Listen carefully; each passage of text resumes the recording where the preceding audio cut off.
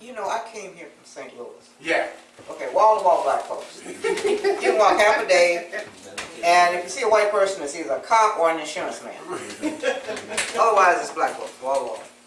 And what was interesting to get here is to find that the black people here seem to behave differently than other black people I've known. That's true. But when I was still in finishing college here, and I read something about the lesbians wanting their sisters of color to come and join them. So I went to what was then the lesbian bookstore down in what was down on what is now, I guess it's Martin Luther King or Grand. And I walked in and nobody would say hello. My response was, what's wrong with these MFs? Because that was part of my vocabulary daily. And it was like, I had made them speak. And I'm saying, y'all say you want us here. Where are your manners? And it took me years to figure out that these people were afraid to death of black people. They're scared of us. They are totally afraid that we, I don't know, are going to do something to them, or that their inner selves will be pronounced racist and they will die. I don't know.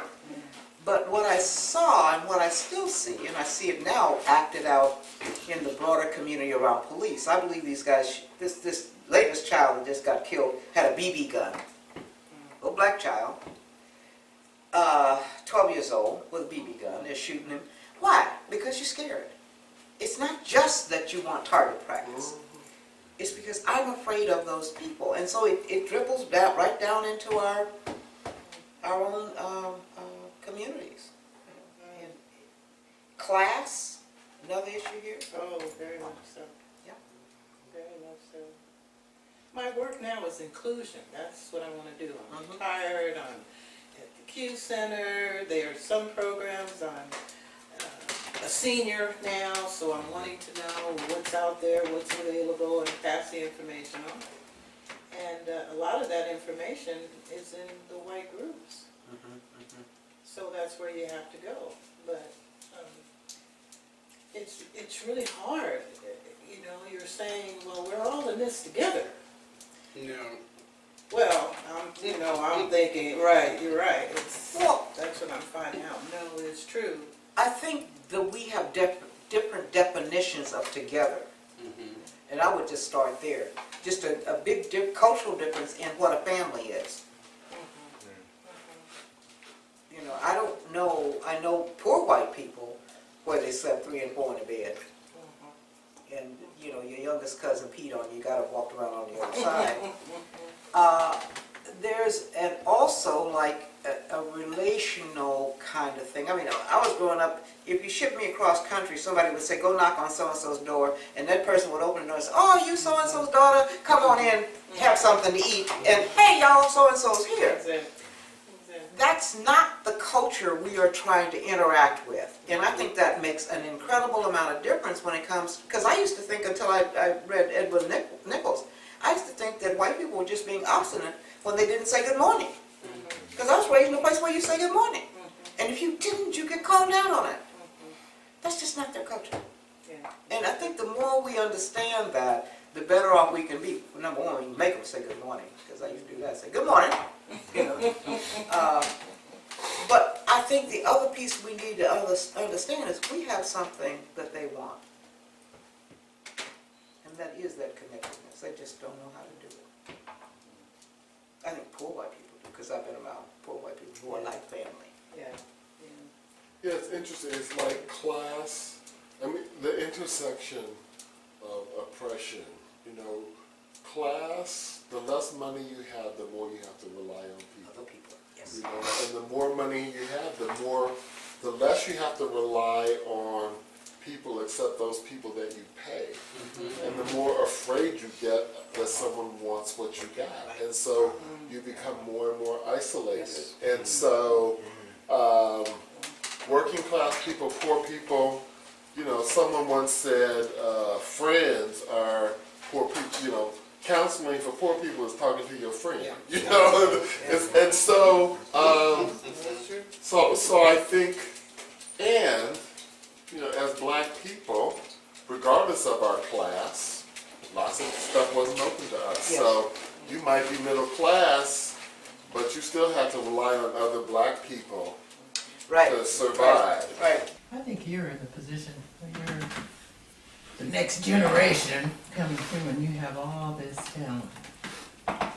So what do you see as you're out there? Because you're out there.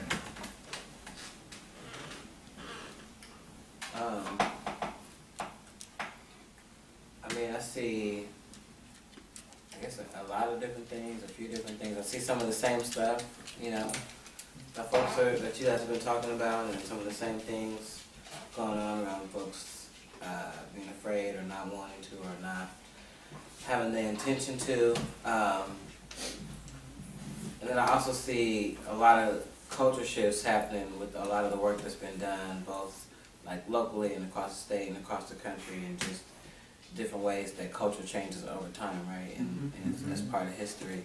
And, you know, I see like people that are not even in my age, but, you know, coming up younger, that they, in a lot of ways, in some spaces, they don't see,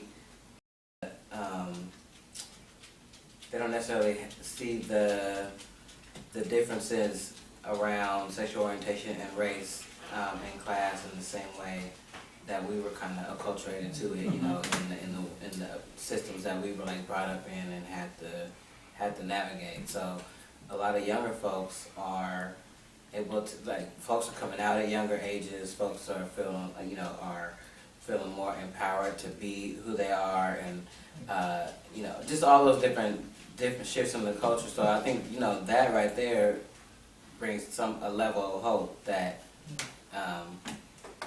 that some of the same things that, you know, that everyone's been talking about, which I still see today, could be at a time to be changing, start changing.